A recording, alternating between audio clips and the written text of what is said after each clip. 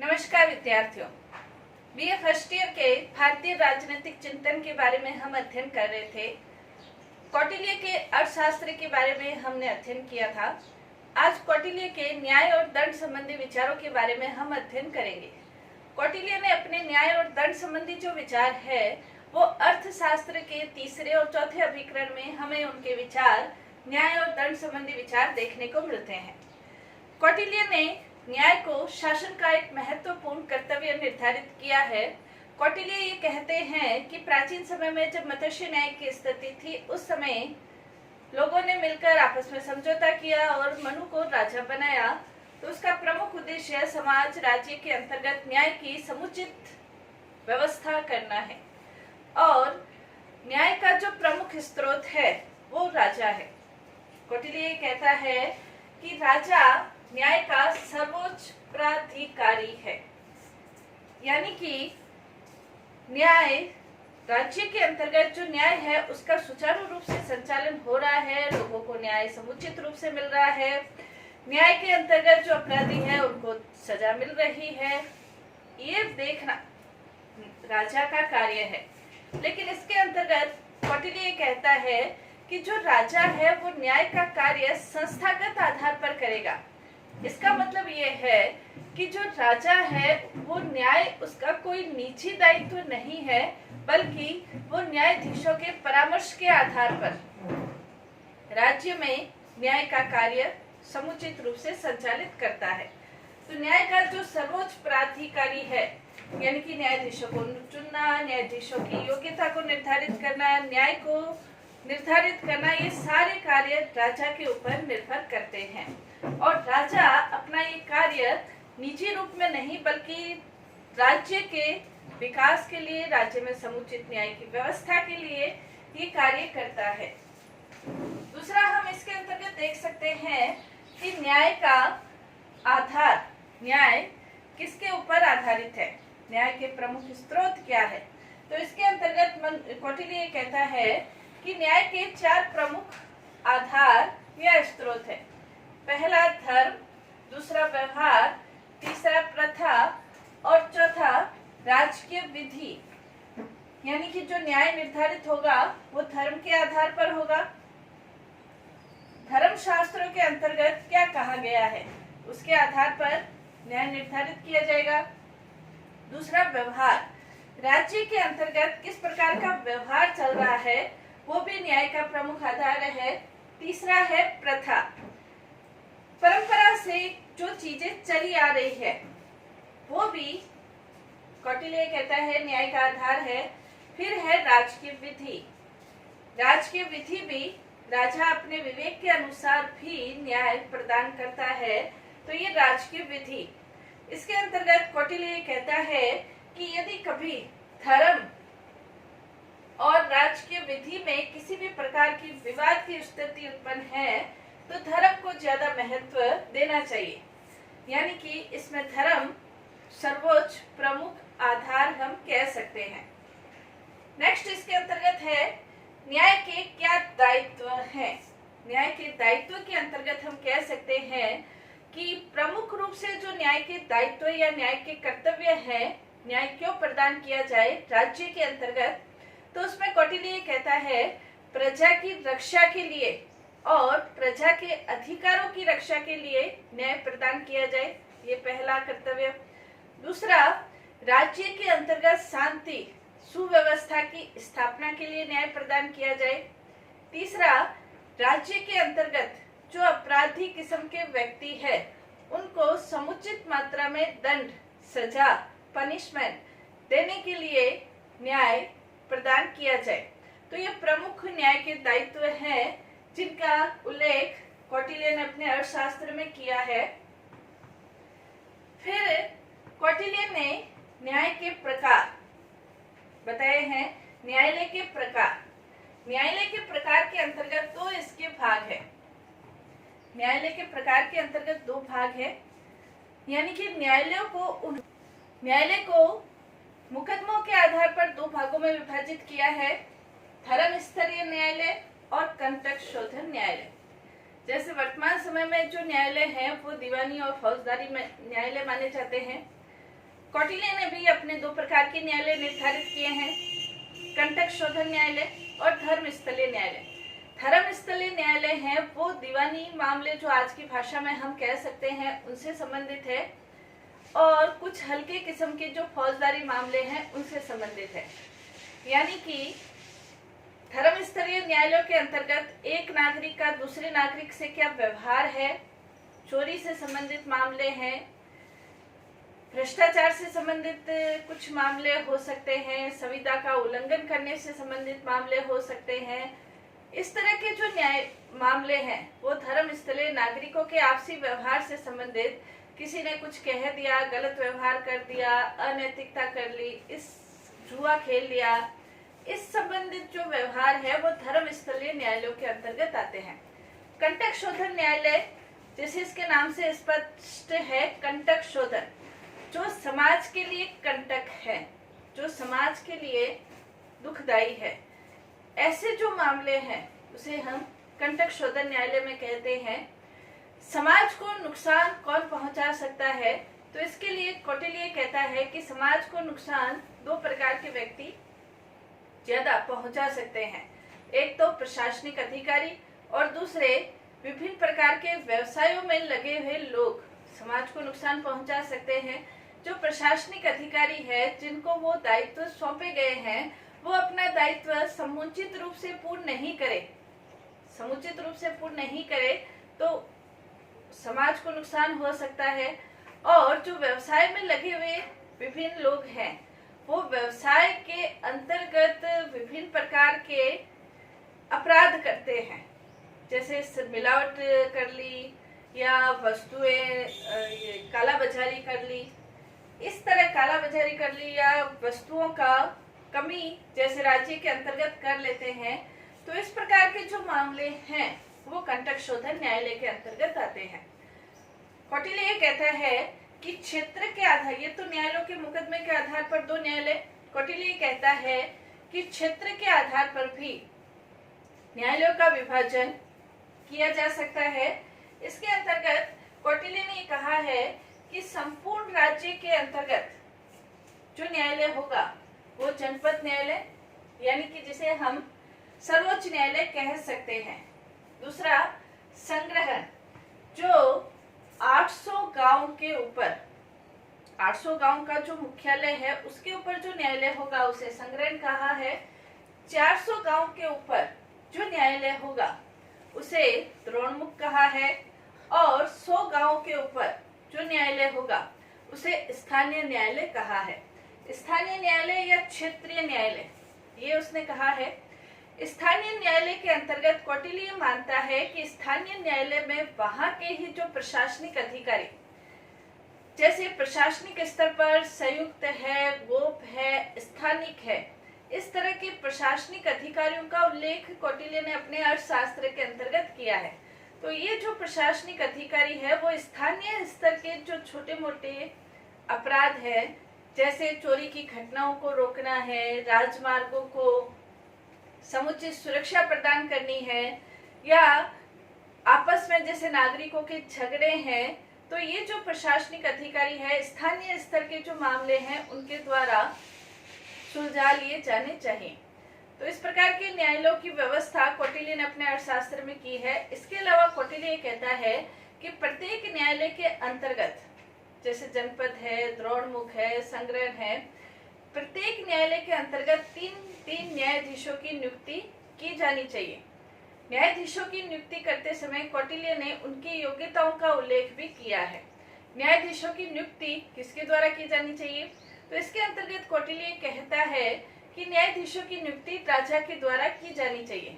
कौटिल्य ने कहा है कि जो नियुक्ति करते समय राजा को किन बातों का ध्यान रखना चाहिए, तो उसमें ये कहता है कि जो धर्म का ज्ञाता हो, शास्त्रों का ज्ञाता हो, ऐसे व्यक्ति, और उनका आचरण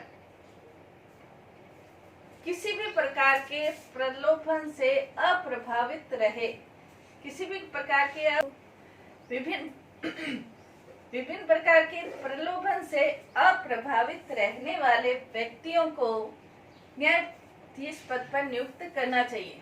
विभिन्न प्रकार के प्रलोभन जो भी जैसे पैसे का प्रलोभन है, पद का प्रलोभन है, भय का डर है, इन सब से जो व्यक्ति अप्रभावित रहे, ऐसे व्यक्तियों को न्यायाधीश बनाना चाहिए। और जो व्यक्तियों के हाव भाव को, उसकी भाव भंगिमा को, उसको चेष्टा को देखकर उसके बारे में पता लगा ले कि ये व्यक्ति सच बोल रहा है या झूठ बोल रहा है, यानी कि मनोविज्ञान का जो जानकार व्यक्ति है उसको न्यायाधीश पद पर कौटिल्य कहता है कि नियुक्त करना चाहिए। तो ये न्याय के दायित्व, न्यायालय के प्रकार। इसके अलावा कौटिल्य ने अपने अर्थशास्त्र में अपराधों का विस्तृत विवरण भी दिया है। किस अपराध के लिए किस प्रकार की सजा दी जाए, इसका विस्तृत विवरण कौटिल्य ने अपने अर्थशास्त्र में दिया है। तो वो आपको पीडीएफ के माध्यम से मिल जाएंगे। कौटिल्य महत्वपूर्ण रूप से 4 प्रकार के जो अपराध है वो निर्धारित करता है कि महत्वपूर्ण रूप से 4 प्रकार के अपराध हो सकते हैं।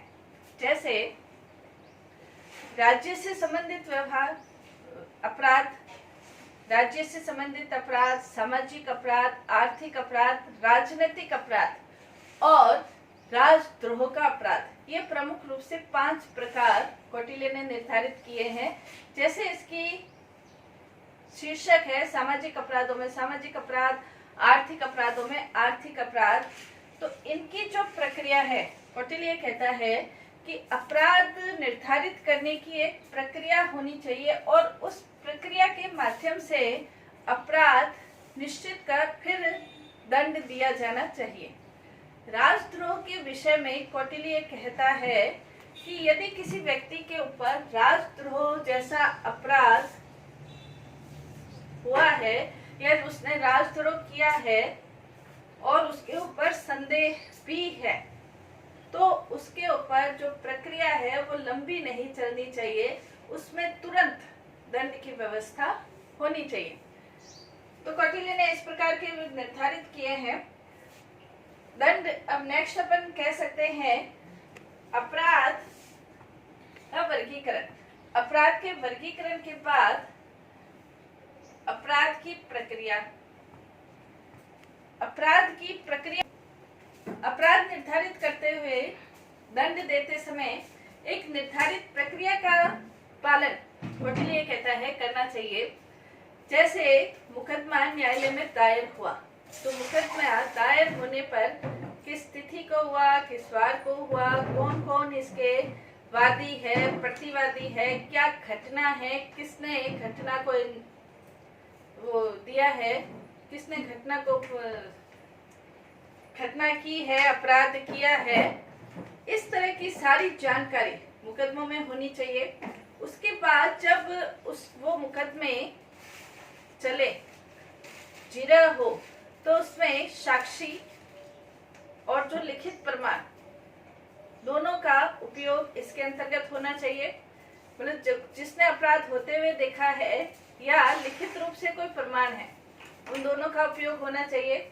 इसके अलावा न्यायाधीश जिरह सुनते समय भी जो वादी, प्रतिवादी, साक्षी है, उनकी भाव भंगिमाओं के आधार पर भी ये कोशिश करे कि वो सच बोल रहा है या झूठ बोल रहा है। इसके अलावा वो ये कहता है कौटिल्य कि शपथ का भी उल्लेख, शपथ का प्रयोग भी करना चाहिए, यानी कि वादी प्रतिवादी से शपथ ली जानी चाहिए कि वो जो भी बोलेंगे सच बोलेंगे। इस तरह प्रक्रिया के आधार पर फिर अपराध का निश्चय होना चाहिए। और जब एक बार अपराध निश्चित हो जाए कि अमुक व्यक्ति ने ये अपराध किया है, कौटिल्य कहता है कि किसी भी स्थिति में निरपराध व्यक्ति को दंड नहीं दिया जाना चाहिए और किसी भी स्थिति में अपराधी जो व्यक्ति है वो छूटना नहीं चाहिए। ये राजा का भी दायित्व है, न्यायाधीशों का भी दायित्व है।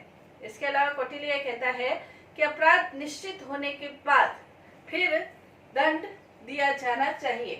तो दंड देते समय कौटिल्य कहता है कि दंड देते समय ये जरूर ध्यान रखे कि दंड समुचित मात्रा में दिया जाए, समुचित मात्रा का मतलब ये है कि न तो ज्यादा कम दिया जाए, दंड समुचित मात्रा में दिया जाना चाहिए, यानी कि न ज्यादा हो न कम हो। दंड प्रमाणित, यानी कि सिर्फ संदेह के आधार पर दंड नहीं हो, बल्कि अपराध प्रमाणित होने के बाद दंड दिया जाना चाहिए। फिर दंड निष्पक्ष रूप से, निष्पक्ष रूप का मतलब चाहे कोई अप्रिय है प्रिय है उन सब का भेद नहीं करते हुए दंड समानता के आधार पर निष्पक्ष रूप से दिया जाए, और दंड देने में एक निर्धारित प्रक्रिया का पालन करते हुए फिर दंड दिया जाना चाहिए। तो इस आधार पर दंड मिलना चाहिए। दंड के लिए कौटिल्य ने प्रतिकारात्मक, सुधारात्मक और निवारात्मक तीनों ही प्रकारों का उल्लेख किया है। प्रतिकारात्मक का मतलब किसी ने चोरी की है तो उसका अर्थदंड। निवारक यानी कि एक ऐसा उदाहरण समाज के समक्ष प्रस्तुत किया जाए कि लोग अपराध करने की ओर संलग्न नहीं हो। सुधारात्मक यानी कि अपराधी का सुधार कर दिया जाए, इस प्रकार दंड दिया जाए। इन तीनों का उल्लेख अर्थशास्त्र के अंतर्गत मिलता है। दंड के विभिन्न प्रकारों का उल्लेख भी मिलता है। दंड के जो विभिन्न प्रकार है उसके अंतर्गत शारीरिक दंड, आर्थिक दंड और कारागार दंड। शारीरिक दंड के अंतर्गत कौटिल्य कहता है कि जैसे हाथ तोड़ देना, पैर तोड़ देना, आंखें फोड़ देना, अंग विच्छेद कर देना, इस प्रकार के दंड, जैसे प्राचीन काल में कोड़ों से मार करना या गरम शलाखे लगा देना, इस प्रकार के दंडों का उल्लेख प्राचीन समय में होता था। तो ये शारीरिक दंड। दूसरा आर्थिक दंड। आर्थिक दंड को कौटिल्य ने तीन भागों में बांटा है। प्रथम साहस, उत्तम साहस, मध्यम साहस, ऐसे। तो उसमें पण के आधार पर, प्रथम साहस में इतना पण, इतना इसमें, इस आधार पर निर्धारित किया है, जिसे आज की भाषा में हम जुर्माना भी कह सकते हैं। तीसरे प्रकार का जो दंड है वो कारागार दंड, यानी कि कारागार में डाल देना, इस प्रकार के दंड का उल्लेख किया है। कौटिल्य कहता है कि दंड देते समय यह अवश्य ध्यान में रखा जाना चाहिए कि उस समय की परिस्थितियां, व्यक्ति की स्थिति, व्यक्ति की बारंबारता, इन सब का ध्यान रखते हुए दंड दिया जाना चाहिए।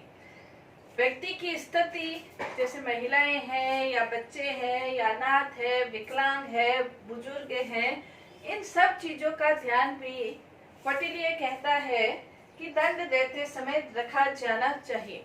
कौटिल्य ये भी कहता है कि जब न्याय की प्रक्रिया हो तो उस समय भी कुछ अधिकार वादी, प्रतिवादी, साक्षी के होते हैं, तो उन सबको ध्यान में रखते हुए भी दंड दिया जाना चाहिए। और जो व्यक्ति के ऊपर अपराध निर्धारित हो रहा है उस व्यक्ति को भी अपने बचाव का पूरा अवसर दिया जाना चाहिए। और यदि किसी व्यक्ति ने उसके ऊपर झूठा मुकदमा पेश किया है तो जो व्यक्ति झूठा मुकदमा पेश करता है उसके ऊपर चोरी का अपराध या चोरी का जो मुकदमा चलाया जाना चाहिए। तो इस प्रकार हम कह सकते हैं कि कौटिल्य के अर्थशास्त्र में न्याय और दंड व्यवस्था संबंधी विस्तृत उल्लेख देखने को मिलता है। धन्यवाद।